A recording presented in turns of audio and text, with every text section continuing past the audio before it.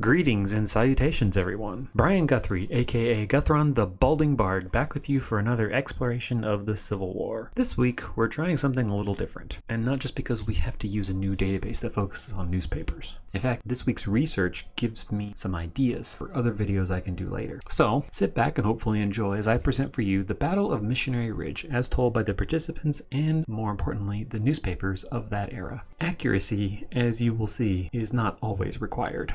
New York City, 26 November 1863. Extra, extra, read all about it. Get your papers here. New York Times reports from the Associated Press. General Grant victorious in Tennessee. General Bragg routed and driven from every point around Chattanooga. General Hooker assaults Lookout Mountain, takes 2,000 prisoners. General Sherman finally carries Missionary Ridge. General Thomas pierces the enemy's center. 10,000 prisoners taken. 40 pieces of artillery captured. Rebels confused, fleeing in disorder. Ambush waiting for rebels at Rossville. Extra, extra, read all about it. One day later in Baltimore. Get your papers here, papers, papers. Baltimore Sun reports latest from Chattanooga. Grant's army victorious, enemy fleeing, 2,000 prisoners taken, 40 artillery pieces. Also reports from General Burnside in Knoxville and the Army of the Potomac. Papers, get your papers. Now, reporting live from Guthron Studios, at some point in the future, making use of timey-wimey wibbly-wobbly messes, we go to Brian Guthrie, correspondent for the Guthron News Network, with some late-breaking analysis of these reports. Thanks. You heard it. Missionary Ridge taken. Grant victorious. Bragg defeated and fleeing. Those were the reports issued in the 3 days following the culmination of the battle for Chattanooga. However, the reports those headlines advertised appear to have been rushed and contain several factual errors later corrected.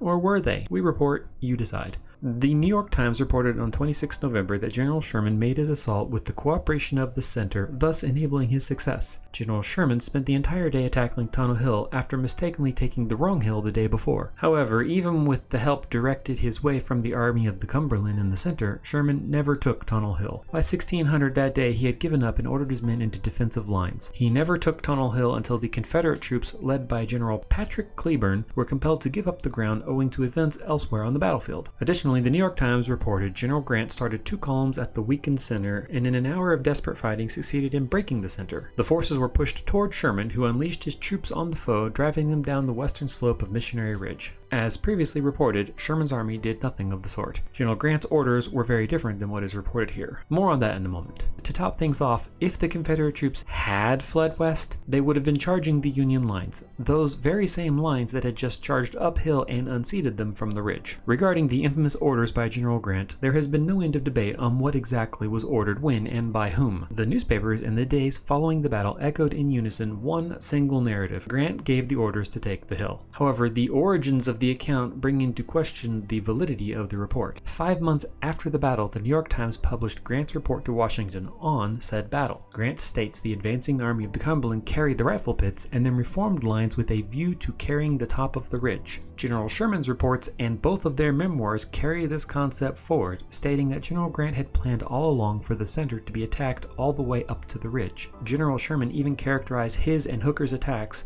as the distraction to allow the Army of the Cumberland to carry the center.